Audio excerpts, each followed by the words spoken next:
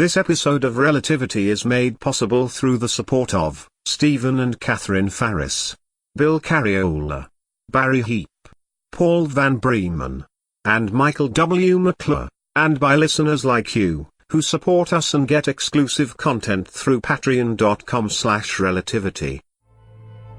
Relativity.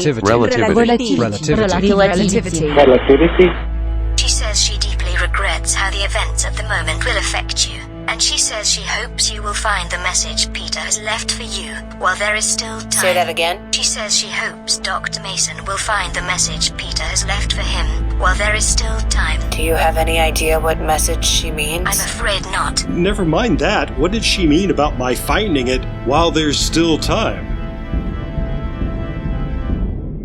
Relativity. Episode 44. In which a library is missing a book.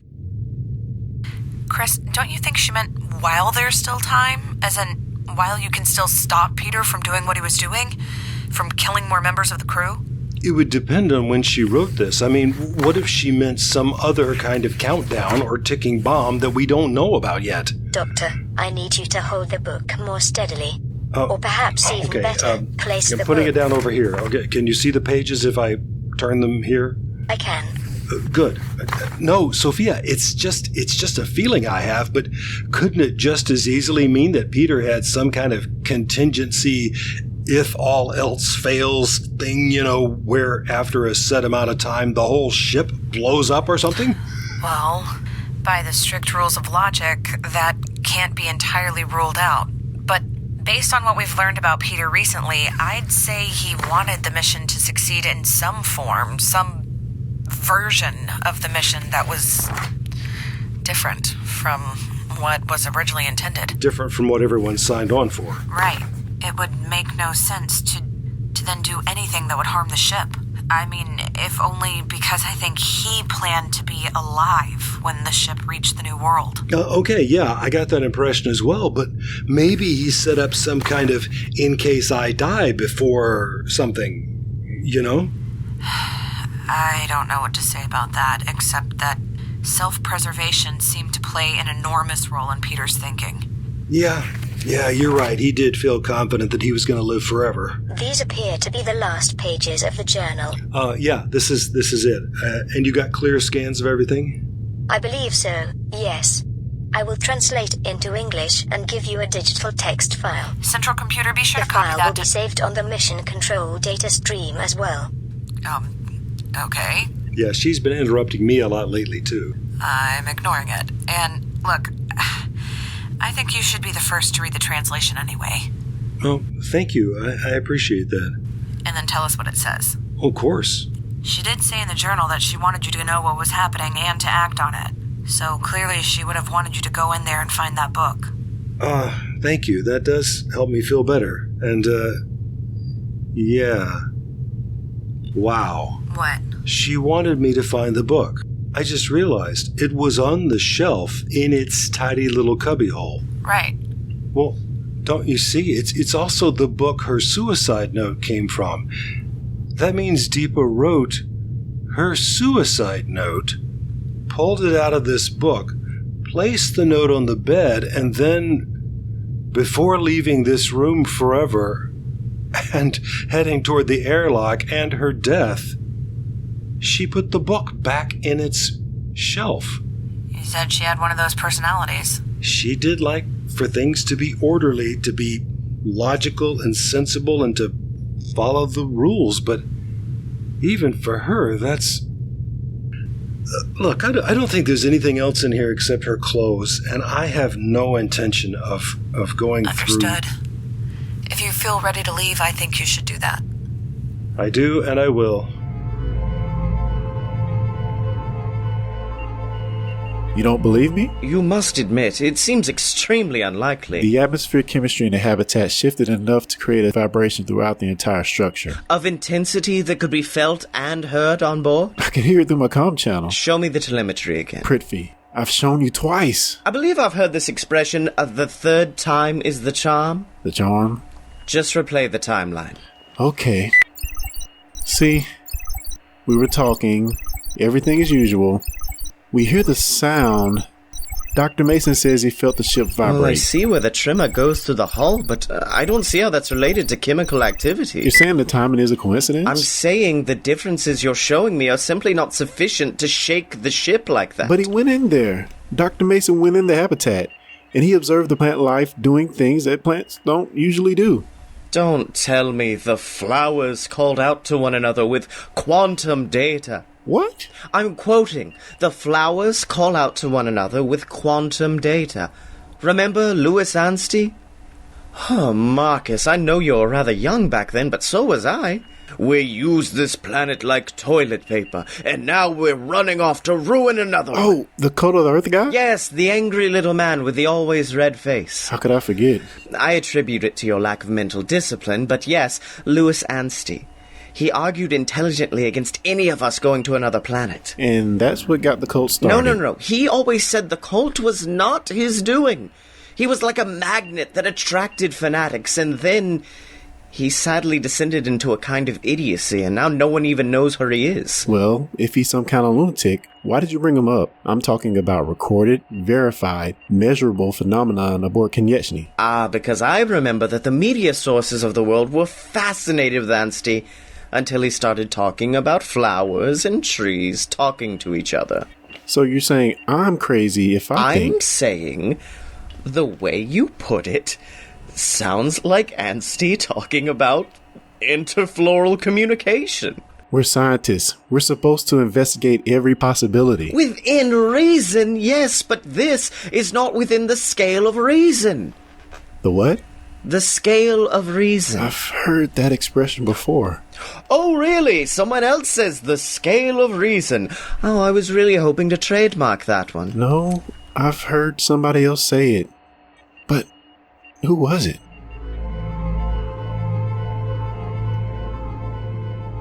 It's a beautiful journal, Mama. I'll show you pictures of it. I would like to see that. I've always thought the original languages of Asia were beautiful to look at. All of them. Chris, Dr. Mason, he's reading the translation now. I thought it would be a favor to him to let him have that experience by himself. That was very thoughtful of you. Very considerate.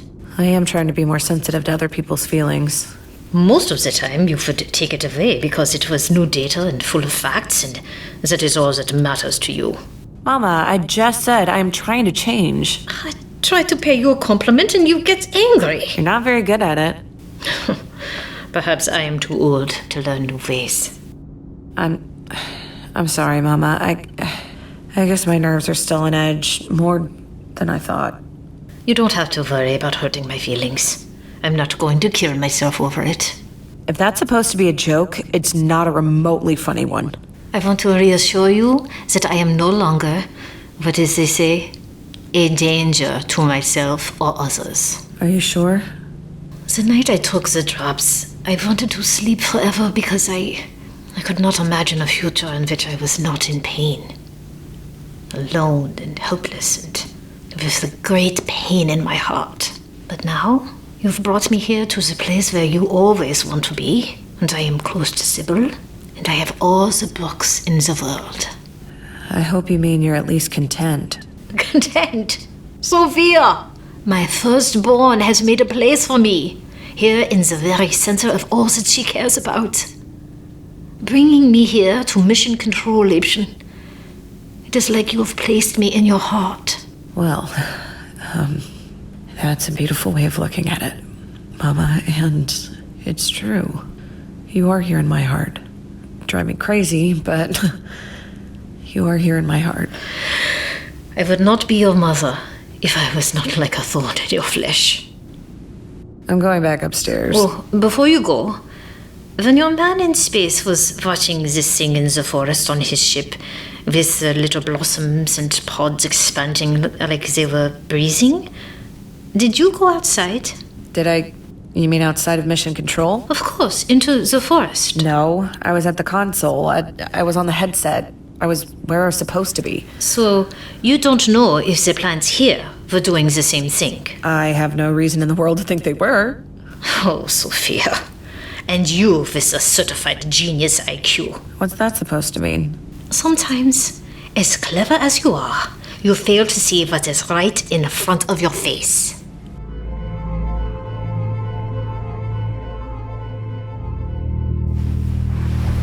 Doctor, I cannot complete the scan if you will not lie still.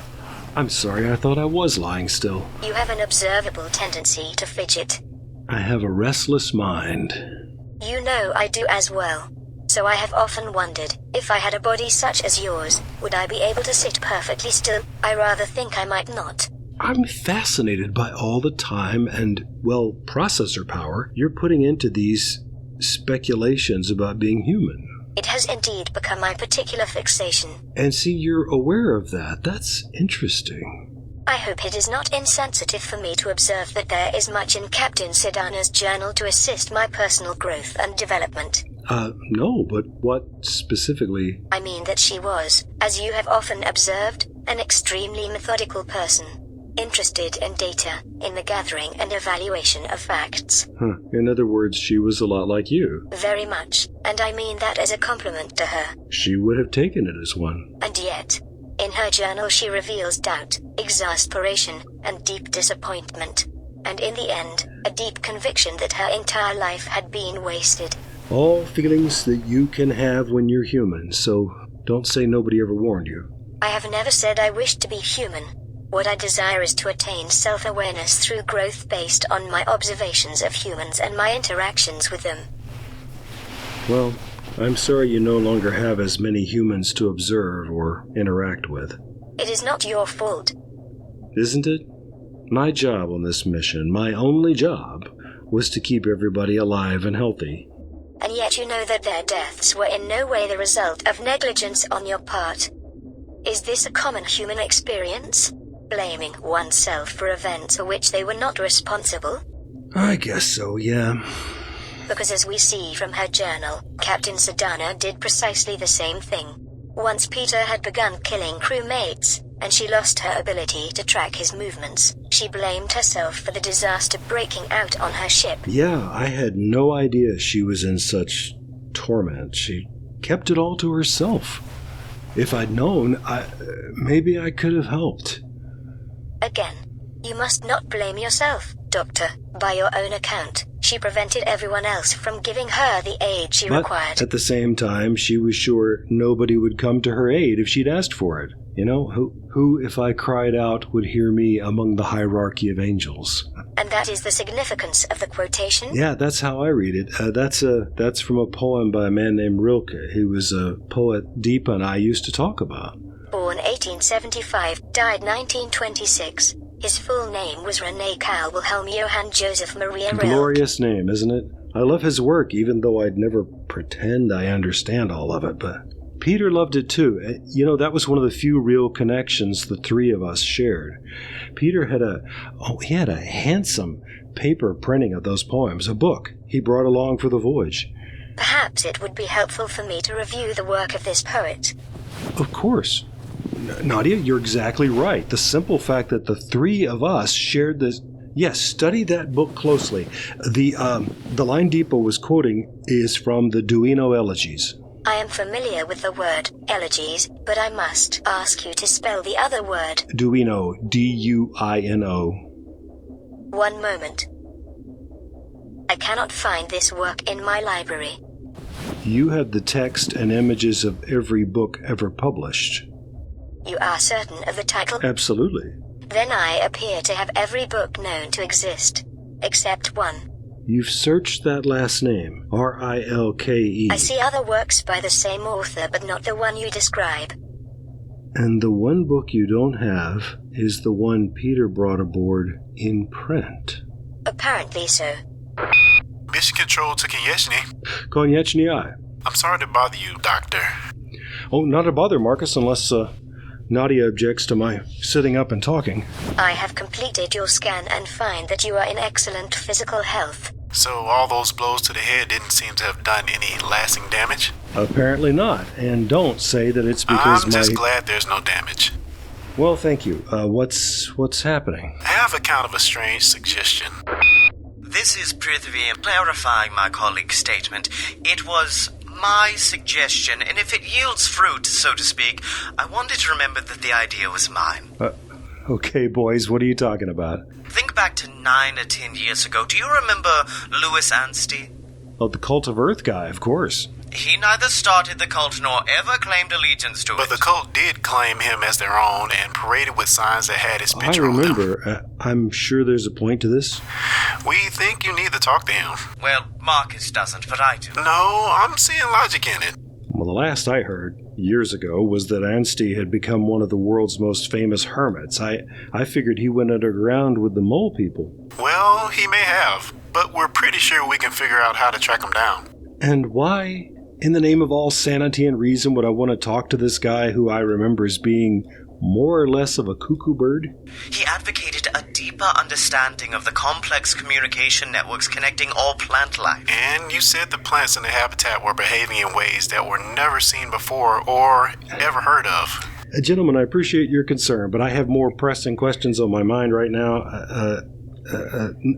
But wait. Actually, you two may be just the people to figure this out. I think it's an engineering puzzle, specifically a computer systems puzzle. We'll do what we can, Doctor. Nadia is supposed to have every book known to humankind, everything that had been stored digitally at some point. For all intents and purposes, every book in the world. Right.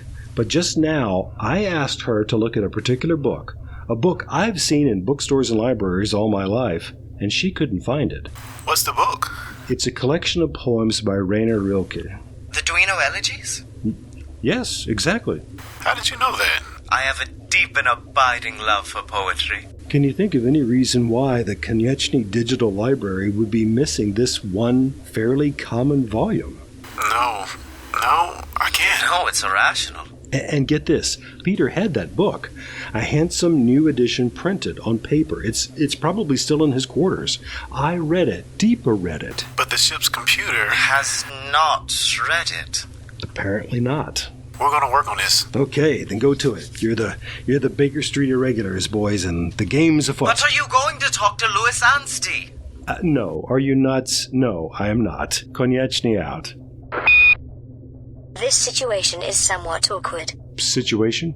Listening to conversations that are not only about me, but about some flaw or failing in my internal systems.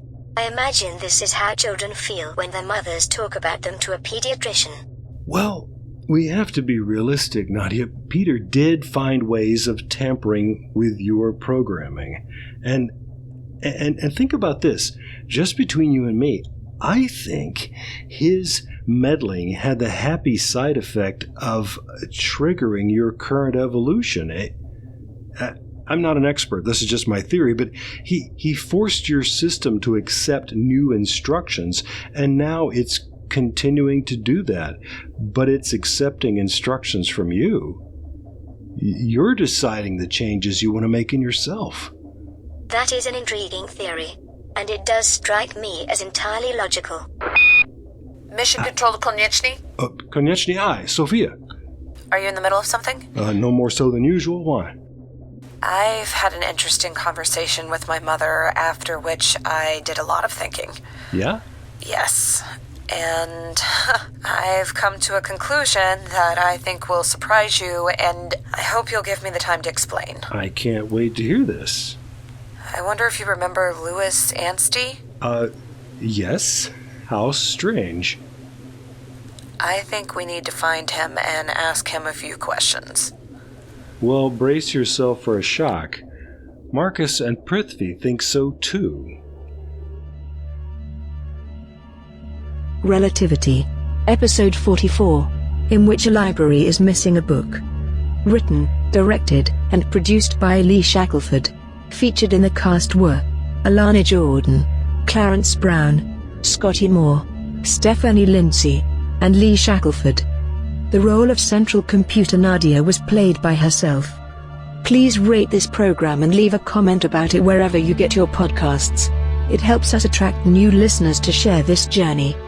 And find out much more about the series, including ways you can subscribe, hear past episodes, and connect with us through social media, and how you can get exclusive content, all on our website at relativitypodcast.com.